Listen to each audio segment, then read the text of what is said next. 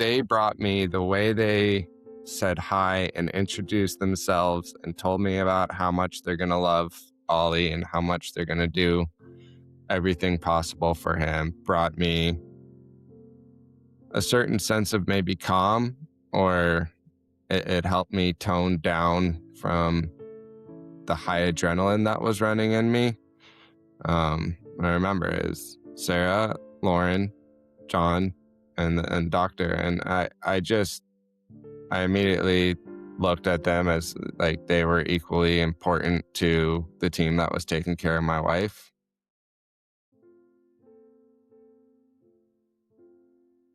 I saw it at the hand washing station at the entrance of the NICU. I see it in the playroom during medical play bingo. I see it near the fish tank in the surgery waiting room. There is a powerful unspoken language between two parents who have never met, but know in their deepest soul what the inside of a children's hospital feels like. It is joy and it is grief. It is love and it is fear. It is miracles and it is loss. This podcast exists to tell these stories. I'm Katie Taylor, a very proud child life specialist, and it is my honor to be your host of Inside the Children's Hospital. Hello, my friends. I'm so happy that you're here. I'm Katie, a certified child life specialist, and if this is your first time joining, I'm so glad that you're here.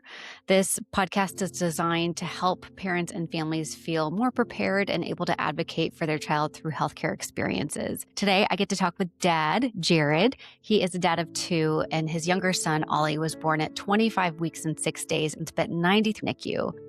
Jared and I talk about what it was like for him to go on the roller coaster of hope and fear, all while trying to support his wife and protect their older son's sense of normalcy, which I know so many parents can resonate with. We talk about the power that he found of finding even one trusted person who understands the medical world, which for him ended up being a cousin, the importance of creating that rhythm and routine and ritual during a long hospital stay, and what it finally feels like to bring your baby home after relying on the safety net of the NICU staff.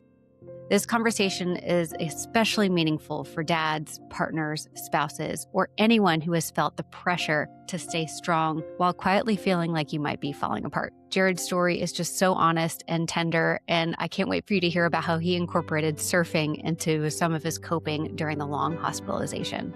Let's get started. A pleasure to actually spend time with you because you and I got to meet on what I'll just call kind of a webinar. And I love seeing dads advocate, or as my friend Ryan likes to say, dadvocate, especially when it comes to empowering NICU dads and just talking about that experience. So if Jared, you wouldn't mind just sharing a little bit about you, your family, where you come from, and just introduce us to who you are. I'm going to start with saying I like that dadvocate line. I'm gonna steal it from you and your friend. Awesome. So my name's Jared Muscat. I live in Santa Barbara, California, with 2 little boys and my wife. We have our first one is just about to turn 7, and the younger one, who we'll be talking about more in a little bit, he just turned 2. So a 2-year-old and a 7-year-old, basically. I have a marketing agency that I run. You can see the background. I surf.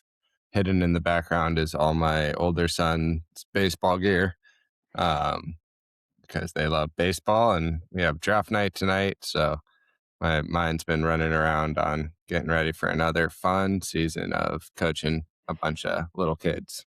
Oh, okay. I'm my daughter's softball coach, so I Okay. very much feel we don't really draft quite yet because they were 7 at the time, but maybe I should recommend it. Yeah, we do it trying to make it as even. I'm on the board of directors, operating the league, and we do it to try to make it as even a playing field as possible. We say we like a bunch of 500 teams, not a bunch of teams that are dominating and a couple at the bottom. That's So, such a good way to do it. yeah. Well, walk me through kind of the experience of finding out that something with your wife's second pregnancy wasn't as typical as maybe you would have liked or you experienced the first time around. What was that experience like for you as her partner and dad to your son and about to be dad again? Yeah, it was, I always remember it. It was November 1st of 23. All had seemed fine and dandy. The firstborn was 9 days late, so we just kind of and no complications along the way. We were blindsided. I remember specifically we dropped our son off at school before the appointment to just it was a standard checkup. And we went into the appointment all excited to see, because she was at 20 weeks at the time. We were just excited to see the new sonograms and all that. And um, there was a moment where you could tell the doctor went quiet. He's a very usually friendly, happy guy, saying funny jokes nonstop. And he went quiet and he kept thinking and he kept doing images. And we just remember having this very dark feeling coming over me of fear. I didn't have an Apple Watch yet, but I imagine if I did have my Apple Watch, I'd have gotten a heart rate alert. Mm. And then he broke the news and said, you know, this is something where he wasn't confident the baby would even make it a couple more weeks at the time. Um, and so we were sitting there and having to go through a long list of thoughts of what to do and how to react, how to do we risk it? Um, do we go the safest route possible? How is our son going to react to either one of these? He was so excited the day we broke the news that he was going to have a sibling, and he'd asked about him all the time. He talked to him in my wife's tummy, and so yeah, I think it was a combination of fear for that little thing inside, but also for I think almost the second priority and equal was how the firstborn was going to have to deal with it. There was like about a week or two that long stressful night conversations after the little one went to bed about what we're going to do and what questions to ask and those types of things. One of the surreal parts families tell me about is, like, also, like, leaving that appointment, and it's like you look out in the world and you're like, "How is everyone just, like, continuing on with" and our world has just potentially crashed down, and then you have a really big, important role as dad and partner, and kind of this strength that dads are supposed to keep up from society when all of this goes, and what are you allowed to feel and do? How did you navigate that part of being the strength for your family, but also crashing yourself and having all of those feelings? Yeah, I think, when we got the first news about it, I I tried to internalize it as much as possible and not internalize it into a processing route, but into a I'm not going to share my stress with my wife because it's her body and she's the one that's having to deal with a crazy psychological drama of her own. I have epilepsy and I remember my preference was when something wasn't going right with the epilepsy, people don't ask me about it unless I come to you to talk about it. Yeah. Um, and so I kind of took that approach for her. Like I would ask how she was feeling, some things, but until she brought up the conversation, I was leaving it as much to herself to give her the freedom to find her comfort and thoughts. Um, and I think I 100% just focused on trying to not let the stress that myself and my wife were going through get over to our son in any Yeah. way, shape, or form. Um, I remember specifically we had to go to appointments every week, and there was one week we went to the appointment, and afterwards, I at the time worked for a company, and I had to go. We worked remote, but we had to go into the office every once in a while, and I had to go into the office, and I broke down. I wasn't really like friends with those coworkers, but I just couldn't. I couldn't hold myself and be all cheery, happy, corporate Yeah. um, with what was going in my head. And yeah, I broke down and just left, asked to leave, gave them a little bit of a reason why, and then called one of my best friends I hadn't even told them about it yet. and part of the reason I hadn't told him yet was his wife was pregnant for the first time, and I didn't want to bring anything over to him. But I needed, and like actually, most of my close friends' wives were pregnant for the first time, and so it was a weird place of like my usual um, places that I'd go lean. I didn't feel immediately comfortable to go to them like I might have the week before, so that maybe I Mm. hadn't broken down that day. Um, but yeah, it was mainly that conversation, and then um, I stopped working for the day and went for a surf because surfing has always been a place for me where I can kick away everything that's going on the land and find a you know find a more peaceful spot. I'm not out there thinking about maybe something on the land creeps to me, but then I stop and look at like the next set or think of what I'm trying to do to get waves, and it all disappears pretty fast. And I wouldn't say it like when I get back on the land, everything's perfect or like, oh, now I know exactly what I'm going to do about this issue. It's more, all right, the issue's here. I'm more calm, or I'm just a little more prepared to like go through thinking about it because I at least got, you know, the endorphins or adrenaline, whatever, Yeah. that might run into it and make it more emotional. I got that out of me. Oh, that's super profound. And I'm so glad that you gave yourself permission to do that. And because it in turn ends up helping you and your family because you can process things better. Yeah, there's this one account on Instagram that my wife and I always send this post to because he makes the same post about once a month or so where it's like a joke. I can't remember it perfectly, but it's something about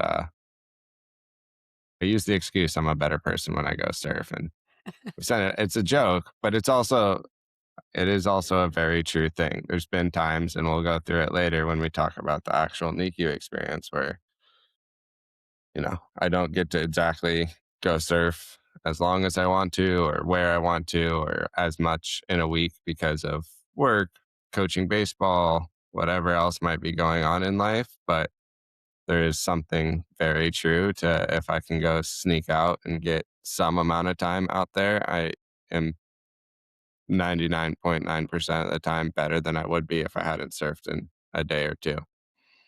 I love that. It's totally worth it. Well, fast forward a little bit into your wife ending up getting hospitalized. Is that correct? Yeah. So she spent, there was a medicine they gave her, and and she was directed to go into bed rest at home. So she was on bed rest at home and getting the medicine. And we had the 24-week appointment, and we went in, and there was great news actually that the doctor had switched, thinking things were getting better, and we were safer to try to make it to the 28-week marker. And we were kind of like, yeah, we were stoked. Like we had this. I remember that day being like the first day that in a long time that didn't I didn't think about the situation every single hour. I kind Yeah, of like I got into my work mode and I wasn't thinking about it. I bathing the older one, wasn't thinking about it, those types of things. My dad was in town. This was after Thanksgiving. My dad was in town to stick around and help out because with the wife on bed rest, it's not easy, and he loves his grandchild. Anyways, we were gonna play Catan. We love to play Catan as a family. When the young ones are down, and we were getting ready to play Catan. Super excited. Everyone just kind of elated at the news from earlier in the morning and getting to play our game. And then my wife's water broke, and um, yeah, we just immediately went to the doctor and had no clue what the next steps might be. Um, and that night in the hospital, it's claimed by my wife that I slept a lot of the night, but I tend to argue against it because those chairs are not comfortable. Um, but there was a long time that night of he might have been coming out that night, and somehow, some way, he didn't. And they transferred over from that room to a bigger room with two beds so that I'd have a bed because they, wrote up on the whiteboard the plan is for this guy to come, and we got 8 weeks to go, or 4 weeks to go because we were at 24 weeks. 4 weeks to go. We're all going to become besties. Those type of friendly messages. And we just hunkered down and got prepared. We called my mom, we called her mom. We got the grandparents lined up to be the ones at the house with the older one, and trying to establish a plan for me to be able to get back there as often as possible to be with him and not let him be not thrown to the side. He loves his grandparents. His grandparents are great, but for his parents to still be giving him plenty of attention, to give him the Yeah. information that mom's going to be in the hospital for a while, and try to not overburden him with it in every way possible. Um, and then that was the start of the hospital stay. So the morning had started on really good news, and then by the next morning, we were in a very different world. Isn't it two things like I'm noticing? One is it's so interesting, like what hope can give you as a perspective, because I mean, you got some different information from morning to night, but what was existing was actually the exact same, Yeah. and but hope gave you space to like play Catan and like bathe your son, and it's just such a powerful thing, I think, that can be overlooked and forgotten when you're in the depth of it, that's like why hope is so important. And at the same side of the coin, like the entrance into the NICU is like morning report versus night report can be completely different, and you're dealing with totally different set of issues. So it's like in a way you're almost really getting prepared for that. When did he end up being born, and how young was he? He was born 12 days later, Okay. on December 12th at 25 weeks and 6 days. Um, the things had started to, again, we'd gotten into our rhythm of balancing the hospital life with the, the older one. Many nights I'd,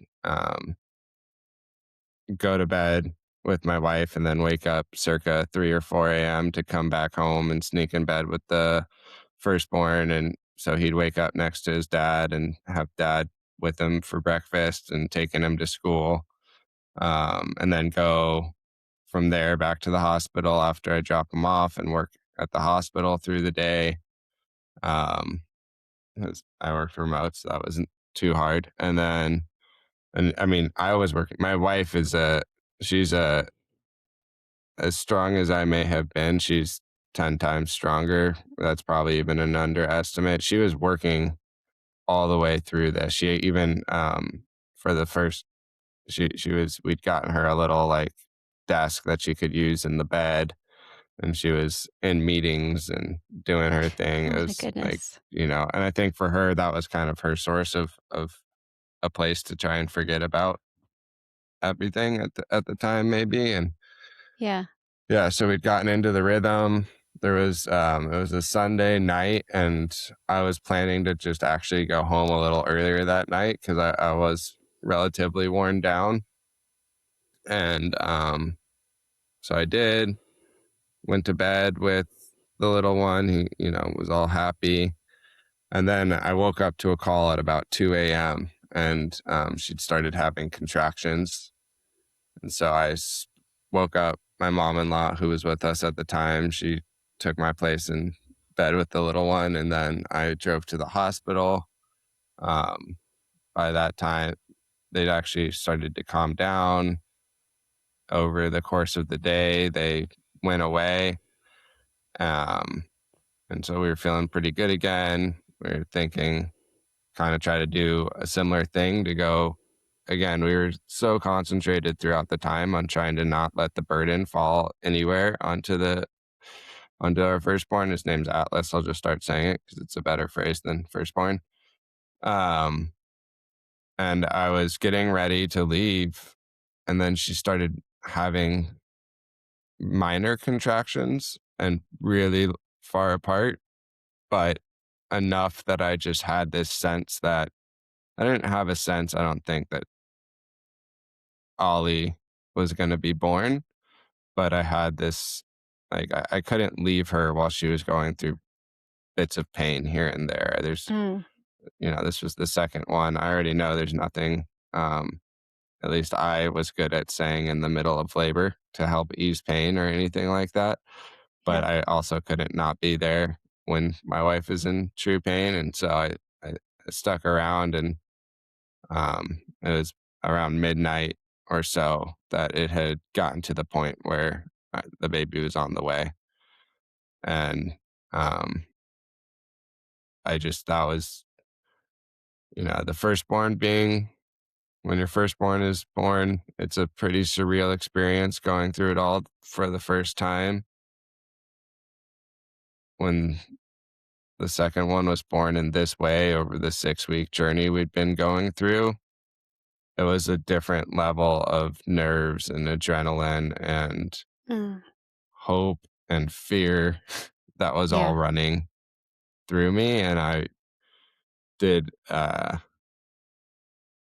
all I kept telling my wife is, it's going to be good. He's going to be a little miracle. He's going to be just fine. We're going to get through this. We've got this. We've got this. And inside, I had no clue what the hell would be around the corner. Um, and I immediately, they took my wife into the operations room, because they were going to do a C-section, and so I needed to prepare and whatnot too. And um, I I had my call list of who to update, of mom-in-law and then my parents.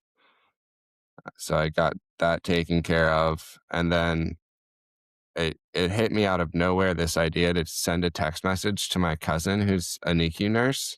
Mm. Um, she and I were really close growing up. She has 2 kids. We don't live anywhere near each other, so as close as we are, of cousins in terms of what we mean, we don't talk to each other often. But I just felt like I should reach out to her and tell her I'm gonna have a NICU baby and I might have questions for her. And Yeah. I did, and she happened to be working a night shift that night. She is a night shift nurse, and she responded right away and with a message that created a sense of, like, calmness Mm. in a way, a little bit of a, like, "All right, we're going into NICU, but here's a little bit of I've got one place I can go to ask questions without being worried of it worried at all about, like, how that question may be received, or feel more confident in the answer I may have gotten from the doctor or the nurse at our NICU and getting it kind of backed up a second time." Um, It's like the true value of just even one safety net. yeah, yeah, like throughout the next 93 days while Ollie was in NICU, I think she and I texted, at least for the first half of it, almost every day. I was checking in with her. Mhm. Um, and then, as things calmed down per se, definitely never calm really, but as they kind of calmed down or we got more used to it, I was trying to not make her be a secondhand nurse for for us at all times. But um, there was something pretty amazing about having a personal connection that understood the medical side of the issues. Not she None of her kids went through NICU, but she'd seen so many parents go through NICU. She'd seen so many babies go through NICU. She understood the perspective in a way that was a dual safety net on my emotions, but also a safety net on the scientific side of the journey, Yeah. um, which was super, super important. Back to the epilepsy, like I've got a lot of peers who have epilepsy that I've never even really met in person for more than a couple minutes, who during different times of my epilepsy battles, I'd lean on them more than almost anyone because they could understand the situation in a way my best friends or wife or brother who don't have epilepsy don't understand. That's it. This, like, unspoken trust and Yeah. understanding. Can you talk a little bit about and what I'm curious about is he Ollie was born, and I'm guessing it was one of those situations where there's lots of people in the room. You're trying to be a comfort for your wife. You're trying to also be present for Ollie, who, as soon as he comes out, really the partner's role is, all right, this is what we're doing. Are you coming with us? We're heading down the hallway. Is that what it was like for you? And what was that experience like? Yeah. There's one part of it that's always interesting to me as I'd gotten into um I'm spacing on the name, but whatever the clothes that they make you put on and the hat net Oh, and the the bunny suit? gloves. Yeah, the bunny suit. Got into it. And then I was standing at the door getting ready to be let into the OR, and the NICU team came in and they all introduced themselves to me. And I somehow remembered their names. Like I don't I their faces obviously sat with me, but I'm I told you earlier, I'm on the board of directors of the local baseball team. I have to meet, I have a new team every season. I Yeah. have there's 470 kids. There's a lot of people I meet, and I suck at names. I don't understand why I put myself in such a public position for a baseball league, because the amount of people that, hi Jared, how you doing? And I'm like, yeah, hi. Like, try to get Hey, my wife you. over to introduce. Yeah, like I'm not, but I remembered their names. And they brought me the way they said hi and introduced themselves and told me about how much they're going to love Ollie and how much they're going to do everything possible for him, brought me a certain sense of maybe calm, or it helped me tone down from the high adrenaline that was running in me. I remember is Sarah, Lauren, John, and Doctor, and I immediately looked at them as like they were equally important to the team that was taking care of my wife. And it had been like that the first time around. And then, yeah, they started the operation. I was there holding my wife's hand. And I remember being really, really nervous of like, am I going to hear his tears when he comes out? Like, is he going to cry when he comes out? What status is he going to be? And immediately as he cried when he came out, I remember a double feeling of stoke and fear hit. Like, there he is. Oh shit, this is real. Like Mm, the hope for 28 weeks is absolutely done. Even though I'd known it had been done for probably an hour or so, there was a different like stamp to that finish that mm, moment had.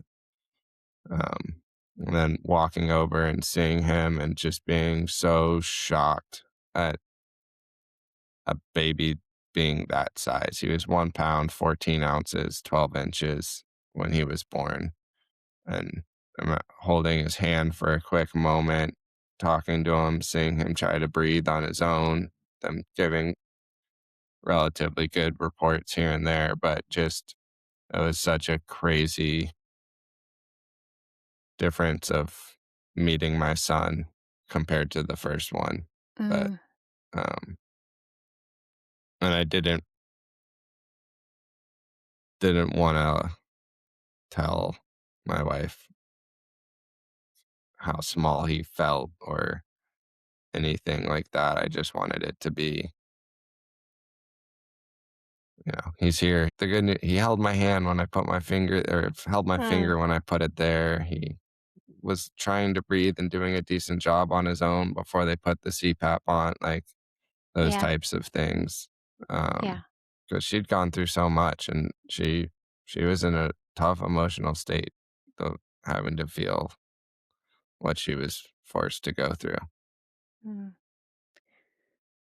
When would you say is the first time you really felt like you got to bond with Ollie? Um, I I walked down the hall. I took him down the hall with the NICU team. I walked down there, walked over, and had my hand inside, either just touching his beanie or at sometimes if his hand was out. Could say there was a moment then, but there was probably too much shock in the system for me to truly have been like, "You're my little Ollie." It was, I think it was 6 days later that I got to do my first skin to skin time with him, and that was the moment that I f- that I felt like now he can really smell me. Now Mm. he's up against me. My heartbeat is helping his heartbeat tone him, and um, yeah, I'd say it was that. But there was also this one specific night we had a routine that after, because I had to still work. My employer at the time had a very basically they had no parental leave, and so I had to make the decision of, do I take the California state family leave now and waste and use 4 weeks while he's in NICU, or do I hold on until he's out and then I get to spend that time with him, and made the decision for the latter. So I was working, I'd go be at every morning visit. I'd spend as much time at the hospital as possible, but I had to work. And I was coaching my son's baseball team. So we had a routine where every night after Atlas, the older one, went to sleep, I'd go to NICU um, to get my skin to skin time with him and such. And there was one night in particular that I was singing him a lullaby, and he looked up at me when I'd stopped the lullaby, and he didn't say anything, he didn't make any motion, but I felt like he wanted more, and and so I just kept singing more, and like that, it became a thing. I did it with him every time before, but that was the first time where I felt like, oh, like I am actually doing something for you right now, and you recognize my voice, you're hearing this thing, it does something for you. Wow. So maybe that night would technically be the first true bond night, but that first skin to skin, I remember that's when I felt like for the first time for me, you are my baby. You're not just a little piece of a scientific medical effort. Um, It can feel that way when you're a little bit detached from the everyday things that need to happen to care for your child and other people are doing it. yeah, yeah, because like, and I forget what that skin condition is, but he had to have that blue light for a while. There was all Mhm. those things where you could touch him, you could change the diaper or whatever, but you just didn't have that. You didn't get to hold your child. Yeah. Um, I like to cuddle and hold my children. Of course, like, that's it. The the routine and the rituals that you're mentioning are so important. Were there any other parts of the NICU experience that you think really helped you cope with what was happening? And the reason I'm asking is you and I talked before we started is, like, about that dad who's listening, who's right there. What do you wanna offer or say to him right now? So back to my cousin, she had a resource of this one website where you could find other NICU families. And so I went and found that, and through that found a dad who had a kid born at a similar age. We exchanged phone numbers, and I would text him from here to there as I shared bits and pieces of the story on Instagram, and people found out what was actually going on. Um, a friend of a friend had a NICU baby, and he reached out and offered support. So I found support pieces through a couple other dads that were going through or had gone through similar instances.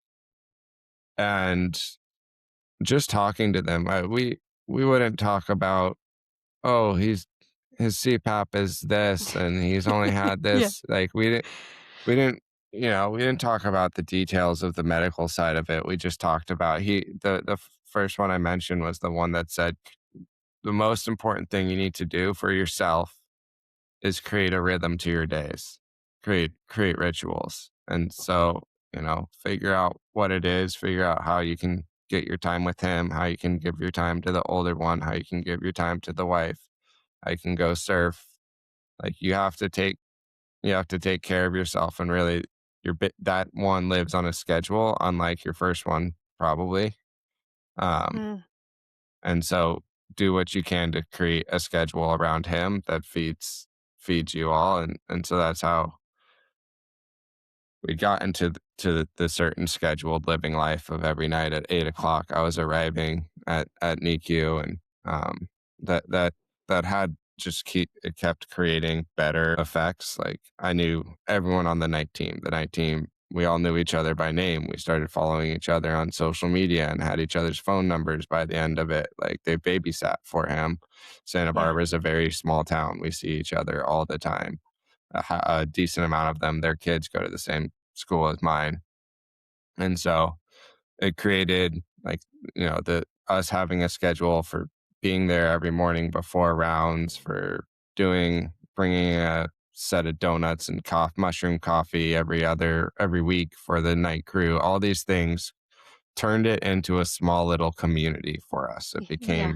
It became a community to the point when we were very, very, very, very freaking excited that he was coming home. There was also a certain amount of bummer to, as much as we loved those people and we knew we'd see them plenty of times, like the consistency of being able to say hi and talk about sports with um, Eric, the guy who was one of the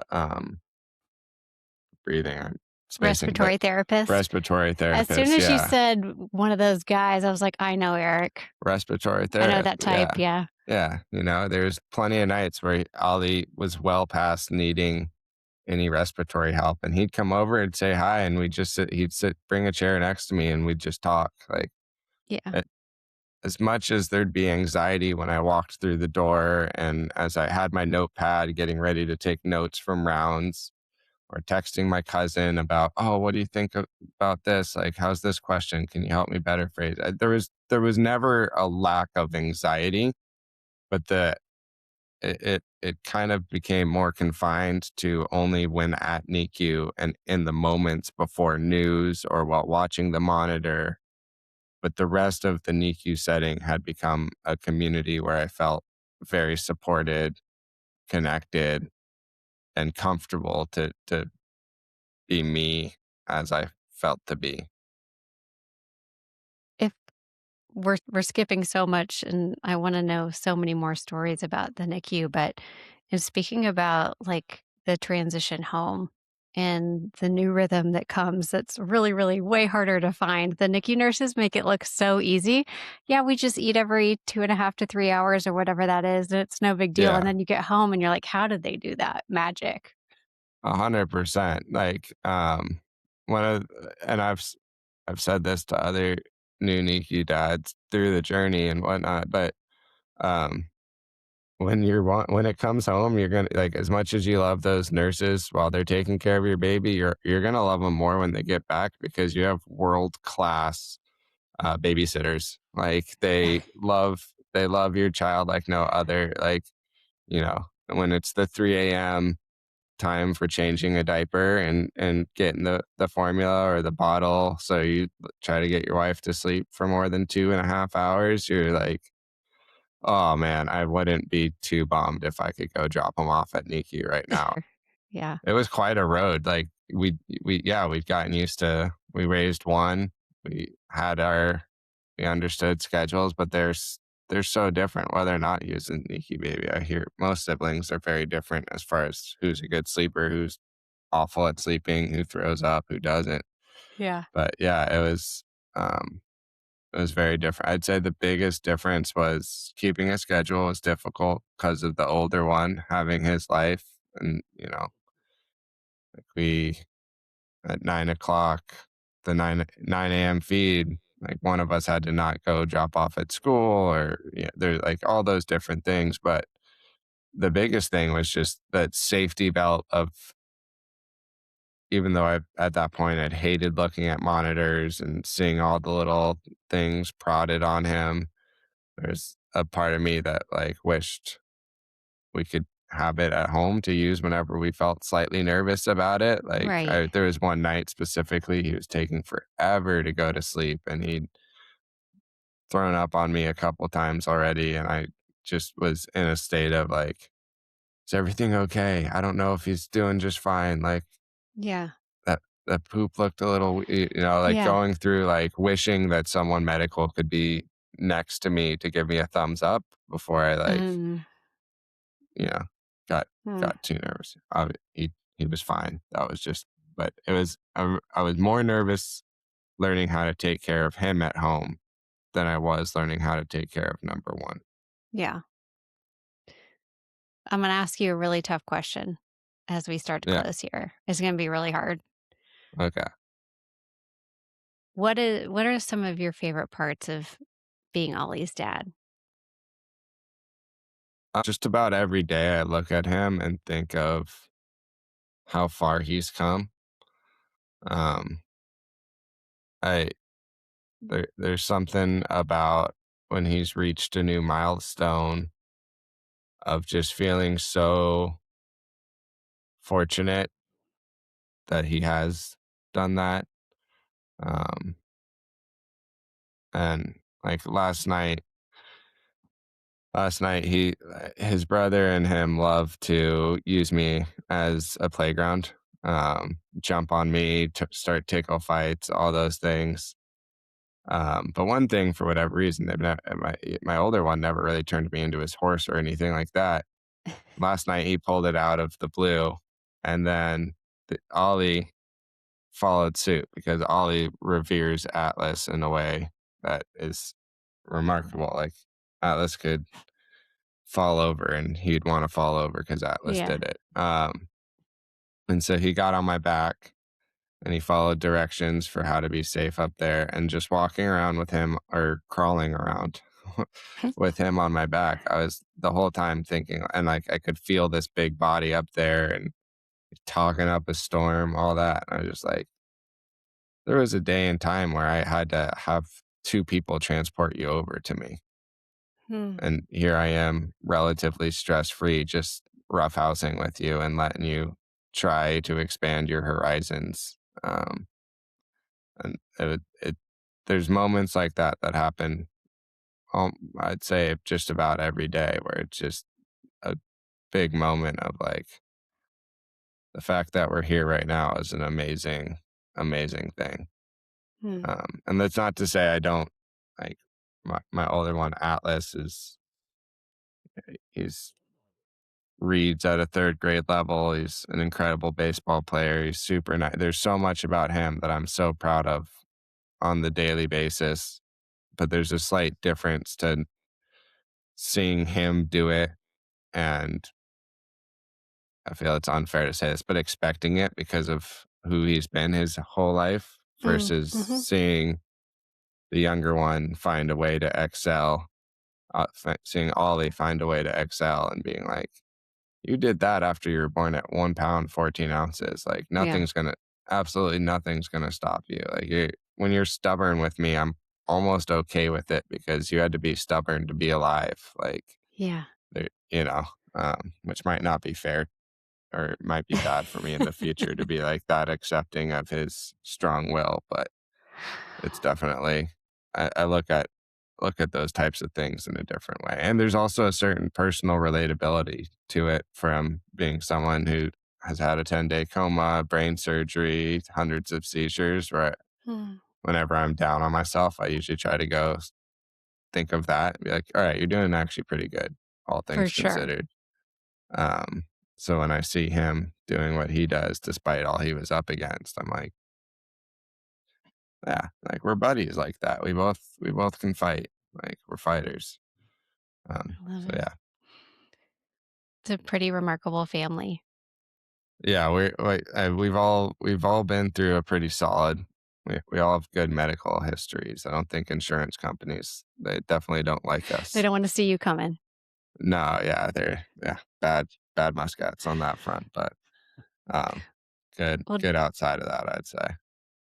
well, Jared, where, if people want to, can they follow along with you or hear more about Yeah, what you on guys?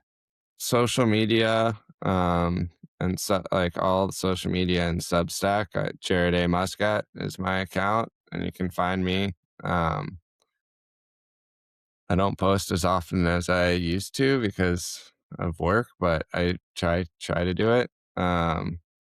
And the Substack is not about the NICU life; it's about a dad who surfs. So I don't know if you want that, but that's a fun. I like it. I think it's a decent read.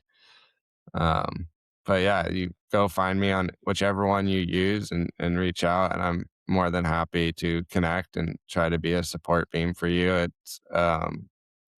I do, that's what I do on epilepsy. Actually, most of the time I spend on Instagram for epilepsy is responding to people with Mm, their questions and talking to them about it, helping them feel better. And I think that's what I want to do for other NICU families, be it a dad or a mom, whoever's got a baby in NICU. Just know that finding a support beam of your friends, that's a very important and key part. But I also highly recommend finding a support beam with someone who has a similar perspective, who's done the dance of that crazy roller coaster that it is, and um, can be there for you so that when you're at that breaking moment of needing to vent or needing to cry, you don't take it out or have to put it on the partner, mm, or let it transfer into your heartbeat during the skin to skin time. Or if you already have some children, they don't see it. And don't be sad if those happen. Nobody's perfect, but right. um, you know, there's a way you can hopefully find a support beam that can help you let your focus in the moment of being with your partner, of the moment of being with your baby or your multiple children, be that's all you're focusing on is them and how to be there for them. Amazing. Thank you so much for spending time and reliving what I know is not easy days that you've been through, so that other parents feel less alone. I really appreciate it. Of course. Yeah, and I guess that's the one last night. It is a revisit. It's tough to revisit sometimes, but after 1 month out of the NICU feels like it was 7 years ago. And now 2 years basically later than NICU, it feels like I actually had to go back to my journal before this call to like Mm, try to remember more details because yeah. it's so long ago that without visual things, and it happens in a fast, slow environment that makes the afterwards feel further further along than you would imagine. It's probably helpful to hear, like, that this too shall pass, like, even this really dark time Yeah. that feels so long and you're living life by every 3 hours, it can feel infinite. But, like, hearing It'll you say you had to look at your journal is probably nice to hear. Yeah, exactly. It feels the month when you get a month later, that month feels like it was a day. Like Hmm. it all groups itself up really fast because when you're out of it, it's such a brand new world. Well, thank you, Jared. It was wonderful to get to know you better and tell your wife and kids thanks for letting me steal you for a bit. Yeah, thank you, Katie. Thanks for having me, but more importantly, for doing what you do to try to help all the families. That's really, Mm, it does a lot for people. thank you. Thank you. For those of you who are joining us today, I am not a doctor. I'm not a therapist. I am a child life specialist. And the suggestions and tips and resources that I talk about with parents on this podcast may be great for you and they may not be right for you. So, the most important person you can talk to about getting support is your care team, your doctor who knows your story and your child's story. So, regardless of maybe what I mention or what other families mention here, we're not licensed therapists, we're not doctors. We're having a conversation about what the parenting journey has been like. So, please keep that in mind as you listen today.